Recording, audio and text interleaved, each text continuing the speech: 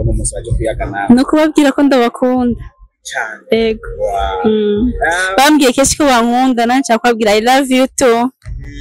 Gutegura rencontre ntibikunze kuboneka kenshi muri cinema mu acteur n'abafana biwe. Ariko nifuza gusigurira abandi kino kintu cyakivuze mu acteur umuntu yagikorera abantu.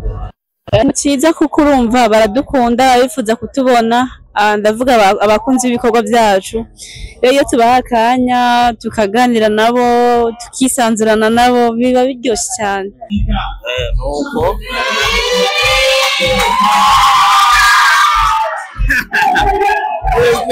guys wakunze wa G5 Media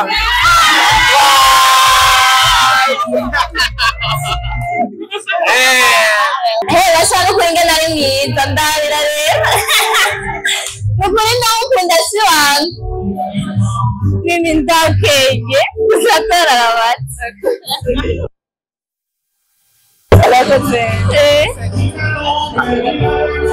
ya amuzimura kintu kandi urasavye biganza bitanze byarahezagiwe kandi nawe wakuye mani ubire sichongeje are you ready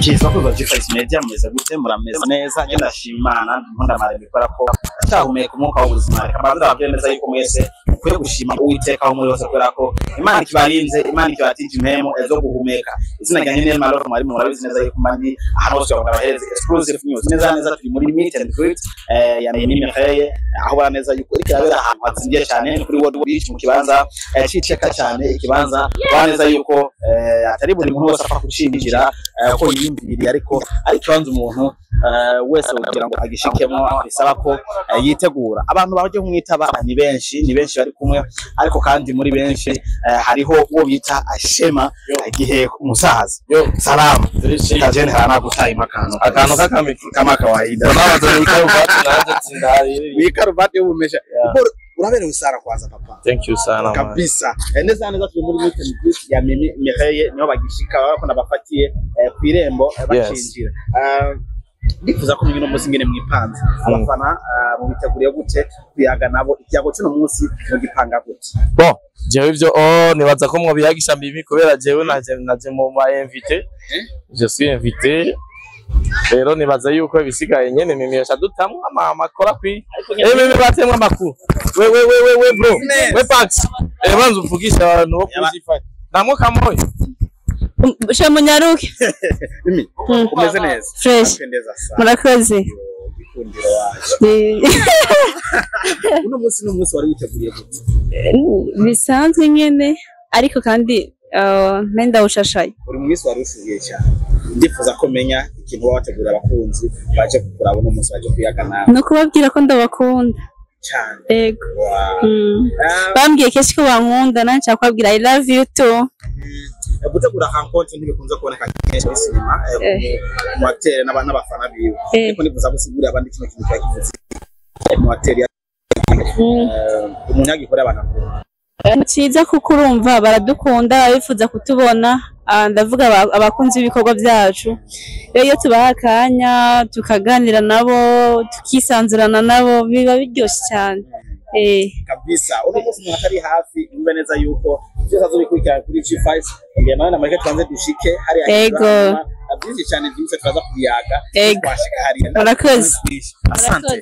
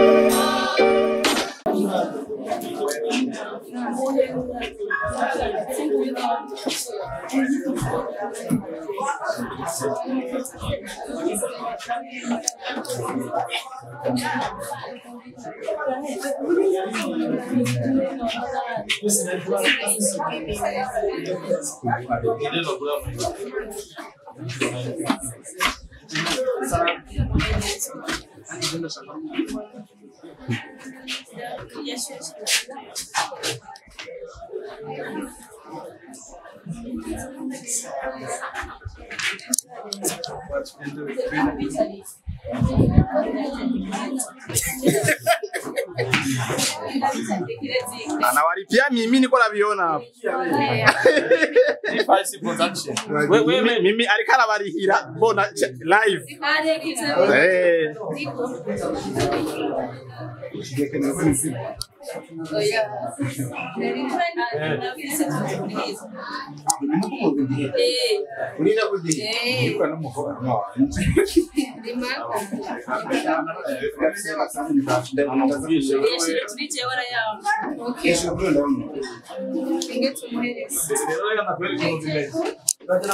Ene data hano nta mukino kabisa.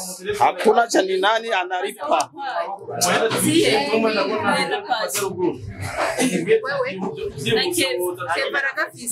Hakuna cha nani analipa. none nenda kwanza kuna kugira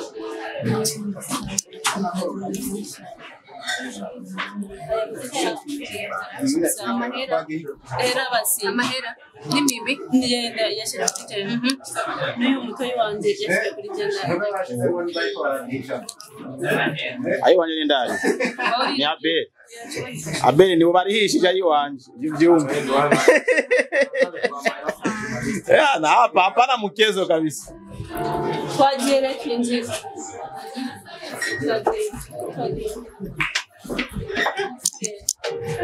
abunzi ba G5 neza neza ari baraheje kuriha aha rero igisigaye ni entrée hapana mchezo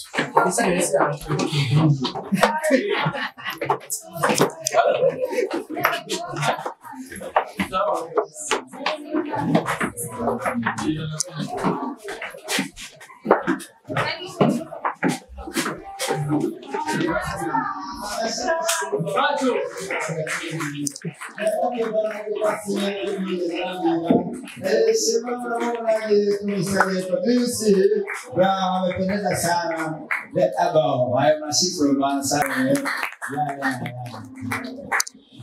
Tunabakira n'igishika cyinshi cyane muraberewe twari tubanyotewe abari ariko barabaza ati mbega ashika ryari ko rero twaje kuraba none ati none tumubona ryari namusabe mu bosi yajya bosi nabusabye mukamusengera nazo katangora imana bageza gihe cyane kaza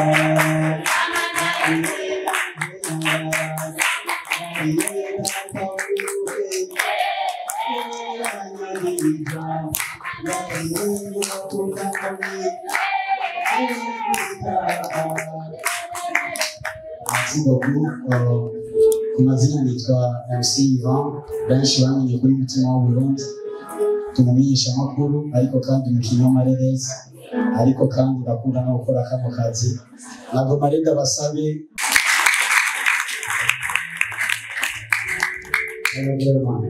yego hamwe na inabijina n'inama nari gusi barimo kubikorera amashi akunda bwire baraberewe kikomera amashi menshi cyane.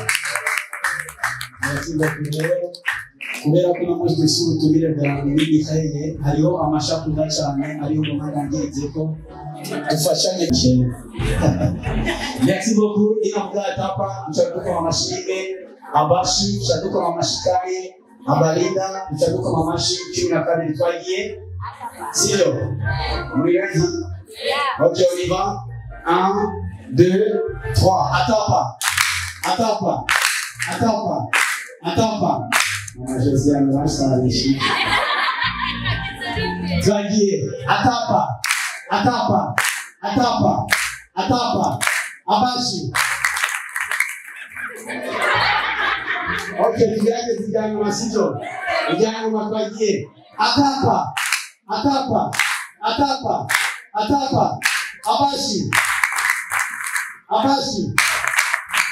abashi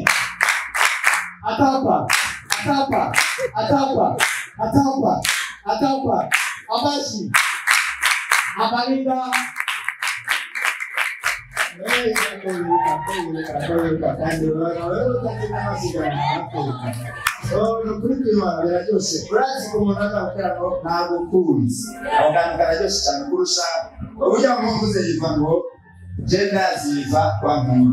anezera no kubabona. Ndafite ijambo nza kubabwira, ariko imbere yo kubabwira akafoto kacyabaye, sibyo? Twazanye umuntu adufotora kandi agomba kudufotora kugira ngo tunamwishure, sibyo?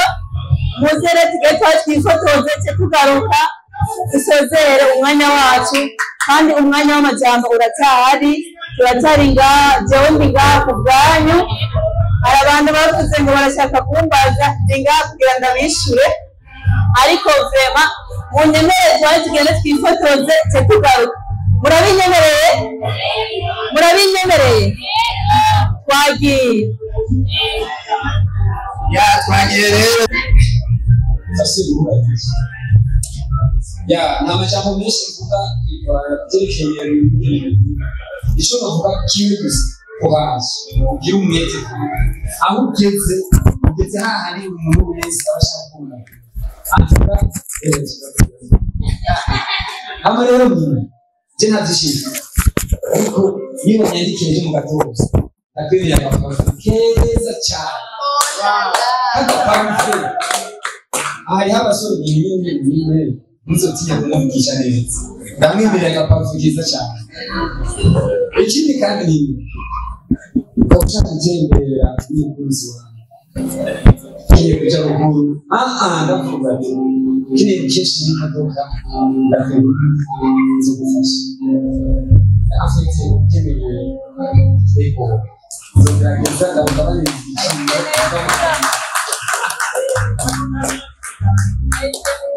ariko rero gerageza ukora umwete, ukurane umwete. Turakeneye yuko mimi ku mwaka uza atari karakoresha igiteramo i Dar es Salaam narahabaye Arusha, hakuna shida. Huyu mimi tunamtaka mwaka ujao aende Arusha au Dar es Salaam, afike pale. Haya ni hivyo tu, ukore akazi kawe umwete kile ukoze ufuwa mama urasa twawe urazivuga yene uraza aho kigeze arifise nagiye urakoze cyane none bamwumvise umukomera amashi. Thank you so much, Mr. Kidogo Siku. N'ishyirahamwe bitwa Birtec ryari mu Busese mwarabonye kuri Facebook cyangwa kuri Mashariki TV bavuga ko hariho ishyirahamwe ridandaza amafaranga yo mu muyaga atagaragara. Nabonye mimi no kuvuga ko postinga hamwe n'abantu bakora hirya no hino bandika by'ukuri abakunzi hagiye mwabukere kubimenya cyangwa benshi barakumye bandika bagomba kumenya ikisire ibyo biravugwa mugabo biriteke irahari inahe Bujumbura hanyuma ishirahamwe ariko rirakora ibikorwa cyane cyane byo gufasha abantu kumenya Yesu lazima nitoke na masi ya wakisikirira sana kula wache kuwa yapani kanya ndio kujira ndio turasana malo sozera namba hata mtu watu nigalicha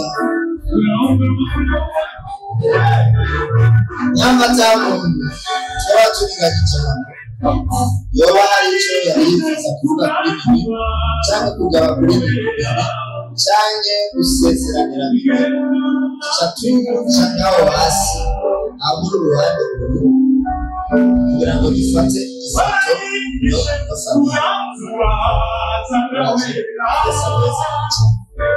Gikundiro aho twari twifuje kera ko twoba turiko turishimana uno musi ndawishimiye cyane hama jewe naho ndigeza murabona yene ndasanzwe sanaje ndamuha akantu nawe rero ijana yaritoa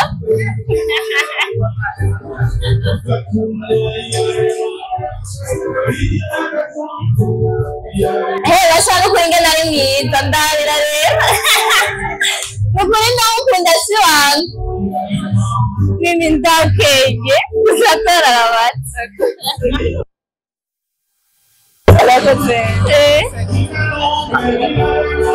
ya avuze mwakinyi kanuma ibura urudasanzwe biganza bitanze byarahezagiwe kandi nawe ahuye manje kubirisa icyongereza are you ready mimi ndamukunda cyane n'ahatabizi mama mimi jewe iyi rencontre nayimenye nijoro nari namuteguye akantu ntari bwagere ko duhura mugabo nuko muheruka atoze ariko akatoze nta moya afise azotora rokenzi na rusezi uwo musi tuzovugana kuri telefone hama ndakamuha ariko murezi bisi ko zigoye yurira bisi zibiri sinzi haba mugabo nibaza ko yurira bisi zibiri hama ndafise aya bisi zibiri hama kenze na rusezi ni hagati atora date imwe aje tuvugane aho duhura hari jambo nshaka kumubwira ese ashimwe cyane Imana ibayezagire cyane rwose Yesu nabayezagire hariho ubundi ibirori ngaho naze cyane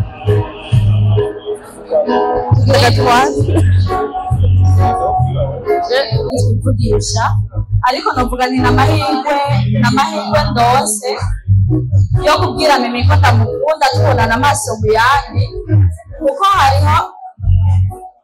hariho igihe muhurira mw'ibarabara ukamubwira ngo ndagukunda nyine akibaza n'ubufana busanzwe jewe rencontre niba nayimenye ejo saa yine z'ijoro ndabibonye kuri stati y'umugenzi wanje umwe ari ngaha ndamubaza ibintu bizoba n'ibiki arambwira ibyo aribyo ndabwira ntuzosige tuzojanye twarigeze guhurira muri festikale ariko kubera ko abantu bari benshi jewe umunyakavuye muga sinkunda ibintu by'abantu bakundana bica binjena ukuntu kubera se ngira mfise ikibazo mu mutwe sinzi rero ngenda kubwira ko ndagukunda igikurikiye kuri ico ngabira novuga ati ngabire jewe noguha ndakunda ibikorwa vya filime cyane ndanagukurikirana cyane iyo uja hose naho uri mu Rwanda n'ikiganiro cyose ukora kitakishikira rero kubera ndi umwe mu bakunzi ba filime kandi nifuza no kuzozikina umunsi unizina jewe uno musi ntacyo nibangikanije kuko nabimenye nteba kandi ayo masaha ntaho noba nakuye uburyo kandi sinahise ko ari ibintu bimeze gutya sinzi ingene nayifashe ariko si ibyo bitakuderaja urashobora kumpa nimero ya mikashi ico nzoronka nzogitanga nubwo ntazogitanga rimwe nkagitanga na kabiri ariko nzotanga ico ndonse kuko gufasha biri mu mutima w'umuntu kandi gukunda umuntu ubasha ibintu umuntu yisangamo abakinnyi ba filime ni benshi ariko bari muri bake jewe nobwira ngo ndagukunda nk'ubu cyangwa numve ngo ramponte y'umuntu umugenzi wanje twazananye naramubajije ambwira ko ari ramponte ndamubwira jewe ibyo kwamenya vrema nzobijamwo kuko narumva vrema ko ni proud kandi nifuza gukubona amaso mu yandi ni ikintu nagira mvuge ndakibagenda ndakuhaye urakoze cyane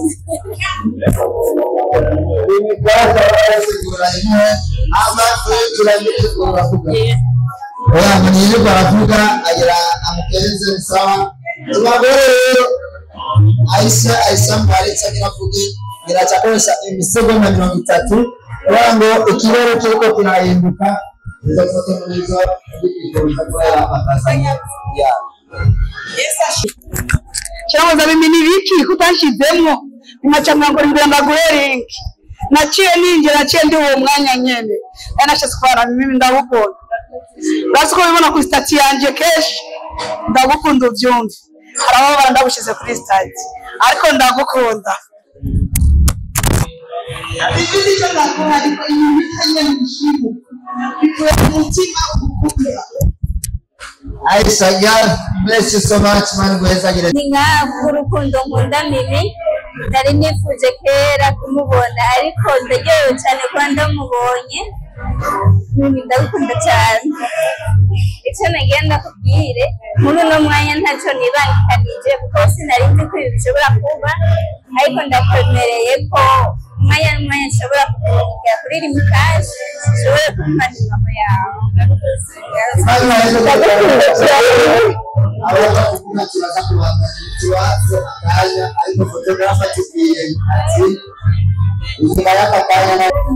Yes, wakunzi wa G5 Media ini timu y'abagambanyi kwa Mimi Mireille abagambanyi bariko barategura cake ya surprise ni mukura mu mugene mu gwakije murose n'ingene mubigira atakomwaza muragiye ini cake kuva i Kigali nanu bayibisa ahubwo hari babigize happy birthday Mimi Mireille love from Rwanda abanyarwanda bako bamukunda cyane Mimi ni content kuva mu Rwanda kwe umufana wiwe yitwa Mediatrice niwe yakoze kino kintu nanje nabaye umutumwa nashikanye nuko mubibona abana bagambanyi bakaba mugambanire Mimi muri no mwanya bagambanyi bagira mugambanire Mimi muri no mwanya naba hari asanzwe yicara muri iyo yicara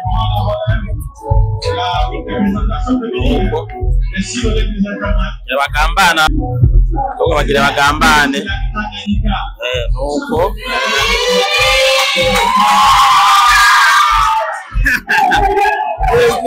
guys wakunzi wa G5 Media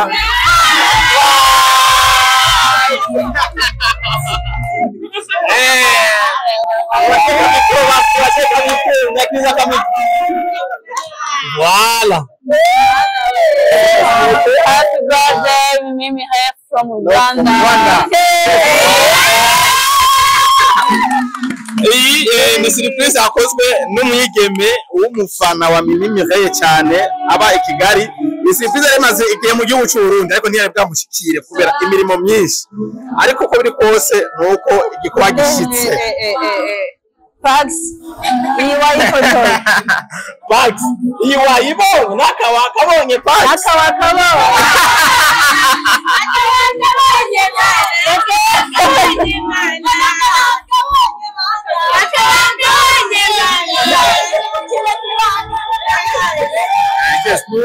Kandi ni nziza cyane.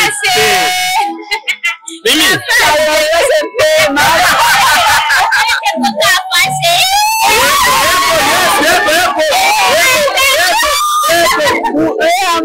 baramukarabya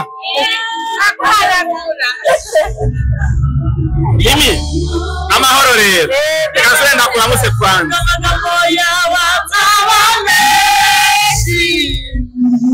Mimi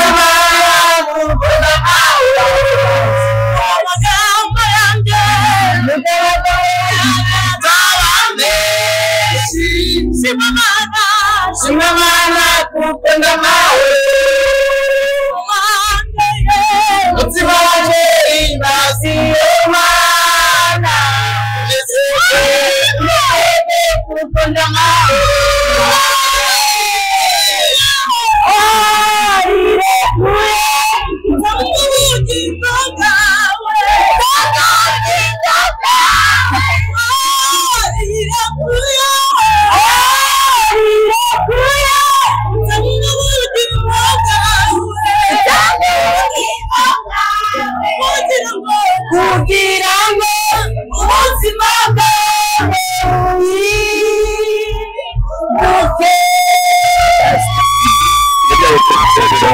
mubona umunezero ni wose neza neza bose konse y'abakunzi ibikorwa bya Mimi Mireye ubona neza yuko ari hatari ibisigaye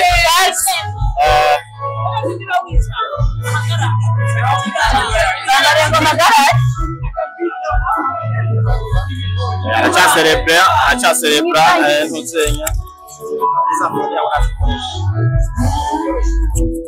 acha celebra umunezero wa surprise ikorewe neza neza hano urabona neza yuko ibintu biri hano biraryoshe cyane rwose turaza kwikata baadaye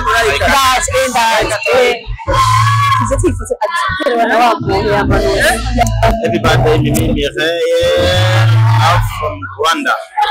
Yes, sir. Yeah.